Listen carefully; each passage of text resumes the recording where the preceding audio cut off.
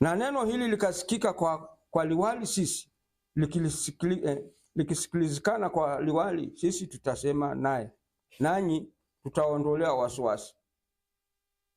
Basi wakazitoa zile fedha, wakafanya kama walivyofundishwa, na neno hili likaenea kati ya Wayahudi hata leo. Unanipata? Hasa niposa hata sasa hivi ukifundisha mambo ya madhabahu, mtasumbuana na watu. Sababu wao wamekunekwa pesa. Sasa wewe mwenye shida ndio utakaye ngangana. Maana watu hata wanajua tu madhabahu fulani inamaliza watu, lakini hawana haja nayo. Wale watu walikusoma bila sema, Isaya walisema kwamba waliweka mapatano na waliweka agreement na kifo na kuzimuni warumuni. Ngo kusikira Mnyavura tulikuwa tunampenda sana, lakini Bwana amempenda zaidi. Ndio nilikuwa naambia watu wengine jana.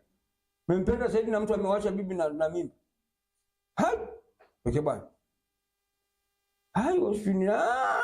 Mimi injili siwezi nikahubiri. Kwa sababu hawa watu, na ukirudi ukiangalia watu wanakufa na miaka 30, 32, 33. Mwisho kabisa 40 ama 38. Hiyo si mapenzi ya Mungu. No. Hapo kuna kitu kinazungumza hapo. Na lazima watu wakubaliane na neno la Mungu. Na Bwana awabariki.